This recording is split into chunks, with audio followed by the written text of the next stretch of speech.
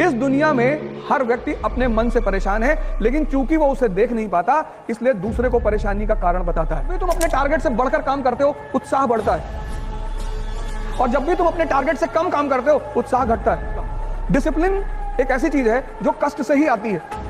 Diary मतलब discipline. तो ये काम करो, डायरी बनाओ और अपनी स्टेमिना को अपने हिसाब से आगे बढ़ाते चलो। तुमसे खेल रहा है और तुम उसको मजा दे रहे हो, तुमसे मजा ले रहा है, कभी तुमसे कह रहा है हिंदी रामधारी सिंह दिनकर बढ़िया। तुम्हें अपने उस मन को मजबूत करना पड़े, वो तुम्हें बार बार भटका रहा है, उसे मजबूत करना है किसी भी। जय हिंद फ्रेंड्स। आज की जनरेशन को, आपकी तो जनरेशन थोड़ी सी आगे निकल गई, अब जो आ रही पीछे, इसका नाम रखा मैंने मैगी जनरेशन। 2 मिनट तुम्हें, मैंने यही तो कहा, तीसरा जो मेरा पॉइंट था वो यही था कि हम सारा काम इसके बल पे करते हैं। कौन भटका रहा है? परिस्थिति कुछ नहीं आती। इस दुनिया में अगर सबसे ज्यादा परिस्थिति खराब किसी पर सामने आई तो अब्राहम लिंकन, एपीजे कलाम, महात्मा गांधी, किसके सामने नहीं है? अगर हम यहां जितने लोग बैठे हैं, अगर सबको अपनी अपनी कहानियां सुनानी पड़े तो सबके जीवन का एक हिस्सा दर्द का होगा। लेकिन फिर भी सारे टीचर्स स्कूल आते हैं, पढ़ा रहे हैं, किसी स्टूडेंट को कुछ फील नहीं होता होगा कि इस व्यक्ति के साथ क्या हो रहा है। ये तुम्हें कौन, एक आईपीएस ऑफिसर है आज, उनके बारे में सर्च करना, कर्नाटक कैडर के रवि चंदनवारा, पढ़ना उस आदमी के बारे में। मतलब जमीन के नीचे से शुरुआत करता है वो आदमी, और एक कर्नाटक कैडर का आईपीएस, और ड्रीम तो पता नहीं क्या क्या है। तो तुम्हें अपने उस मन को मजबूत करना पड़े, वो तुम्हें बार बार भटका रहा है, उसे मजबूत करना है किसी भी कीमत पे। सर मेरा नाम आकर्षित दीक्षित है। सर एक बहुत छोटा सा क्वेश्चन है सर। हाँ, सेल्फ डाउटनेस कभी लगता है पहाड़ पर ताल डालेंगे दुनिया हिला देंगे, ताकत उठता नहीं कभी, तो कभी कभी ऐसा लगता है कि क्या हो, उसका बता। नहीं, तुम अपने आप को कब, आज तक कभी आंख बंद करके अपने आप को समझने की कोशिश की? कितनी बार? 1 घंटे आंख बंद करके बैठते हो? हाँ, मैंने सुन इस बात को, बहुत अच्छी बात है। कहता कभी कभी मन होता है कि पहाड़ उठा लेंगे, और कभी कभी पत्थर नहीं उठता हाथ से। कितनी अच्छी, कितनी ईमानदारी से आदमी बात कह रहा है। तो सुनो क्या होता है उसमें, ये जो तुम्हारा सबकॉन्शियस, ये जो सारा ये मन ही तो है। हाँ, वो ऐसे चलता है, ऐसे पैराबोला बनाता है, ऐसे विचार फेंकता है, विचार, बस बस बस बस, इसको पकड़ लो।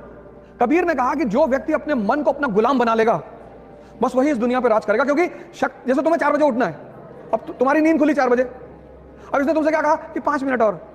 इतनी ठंडक में कौन उठता है?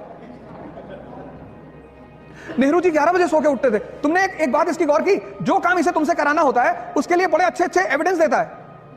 ये कोई सिगरेट पीता है तो उसे कहता है नेहरू जी भी पीते थे, स्टालिन भी पीते थे। अरे स्टालिन नाली का पानी पीता था, पियोगे? बस जैसे ही तुम्हारी 4 बजे नींद खुले और ये तुम्हें राय देने लगे, उसको राय को पकड़ लो तुरंत कि अच्छा हम ही को समझा रहे हो।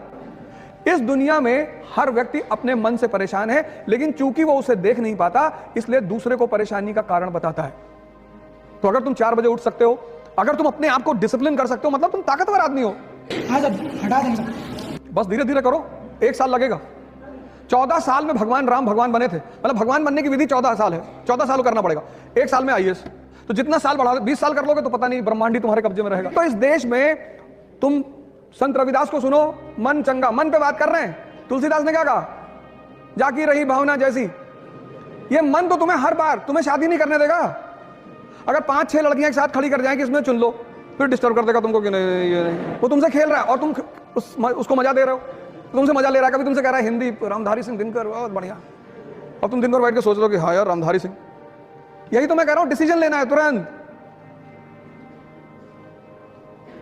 जिस दुकानदार के पास जब जाते हो कोई सामान लेने, अगर वो सामान उसके पास नहीं हो तो पता क्या कहता है, साहब आजकल इसकी सेल नहीं हो रही है, बड़ी शिकायत आ रही साहब।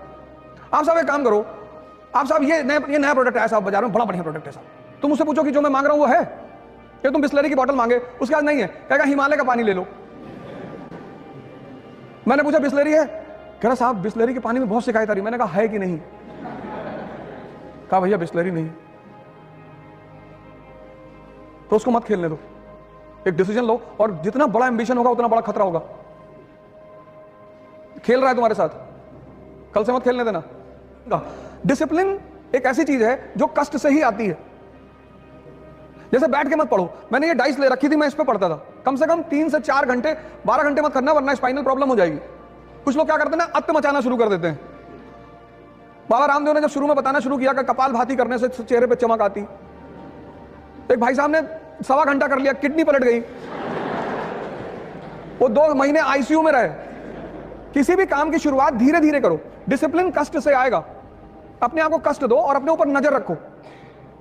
एक शेड्यूल बनाओ और शेड्यूल छोटा बनाओ। अब 3 घंटे का शेड्यूल बनाओगे तो तुम्हारा मन बगावत करेगा, कहेगा नहीं 3 घंटे का नहीं, 10 घंटा। यही तो उसका खेल है, कहेगा पूरा दिसंबर बैठ के पढ़ना है। जब तू, अगर यहां कुछ लोग बाहर के होंगे तो जब तुम अपने घर जाते होगे छुट्टी में तो एक किताब लेके जाता होगा कि घर चल रहे हैं और टाइम वेस्ट नहीं करेंगे, पढ़ेंगे बैठ के। और जब तुम घर पहुंचते हो तो तुमसे क्या कहता है कि यार कानपुर में तो पढ़ ही रहे हो। पता लगा जितनी किताब लेके गए थे बिना खुले सब वापस आई है। छोटे छोटे वो बनाओ गोल, कहो 3 घंटा पढ़ेंगे। तो जब तुमने 3 घंटे का गोल बनाया और पढ़ गए 7 घंटा, कितना मजा आया उस दिन। जब भी तुम अपने टारगेट से बढ़कर काम करते हो उत्साह बढ़ता है, और जब भी तुम अपने टारगेट से कम काम करते हो उत्साह घटता है। तो जब तुम 10 घंटे का टारगेट बना के सिर्फ 3 घंटे पढ़ते हो और ये प्रक्रिया 2 महीने चलती है तो तुम डिप्रेशन के शिकार धीरे धीरे होने लगते हो। इसलिए कम टारगेट बनाओ और ज्यादा आउटपुट निकालो और कष्ट दो अपने आप को। वही मैंने तप शब्द का इस्तेमाल किया, क्योंकि वो तुम्हारी अचीवमेंट होगी, कोई कर नहीं पाएगा। वैसे बड़ी सारी संस्थाएं हैं जो डिसिप्लिन भी सिखाती, लेकिन उससे कोई फायदा नहीं। ये कि खुद को कंप्लीट कैसे करें और अपने आप को चैलेंज कैसे करें, क्यों हमें ही पता होता है कि हमारे प्लस पॉइंट क्या है, हमारी वीकनेस क्या है, तो हाउ टू चैलेंज आवरसेल्फ। देखो, अगर आज तुम्हें दौड़ने के लिए कहा जाए तो कितने किलोमीटर दौड़ जाओगी? 1। लेकिन क्या तुम्हारी क्षमता सिर्फ 1 किलोमीटर दौड़ने की है? नहीं ना। अगर आज मैं तुमसे दौड़ने के लिए कहूं तो तुम सिर्फ 1 किलोमीटर दौड़ पाओगी, ऐसा तुम कह रही हो। लेकिन तुम्हारी क्षमता 50 किलोमीटर तक दौड़ने की है मिनिमम। अब सुनो क्या करना है। आज तुम 1 किलोमीटर दौड़ी, 10 दिन 1 किलोमीटर ही दौड़ो। 11वें दिन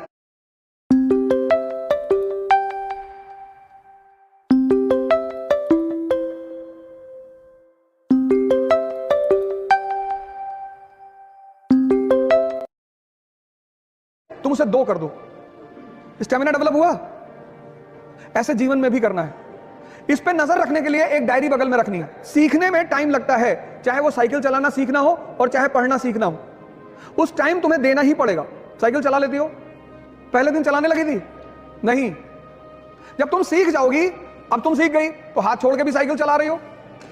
एक डायरी अपने पास रखो और उस डायरी को भगवान की तरह पूजा करो उसकी।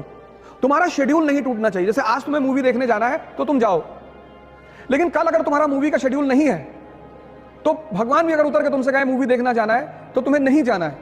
इसलिए बचपन में स्कूल में हमें एक बड़ी प्यारी चीज मिली थी, डायरी। डायरी मतलब डिसिप्लिन।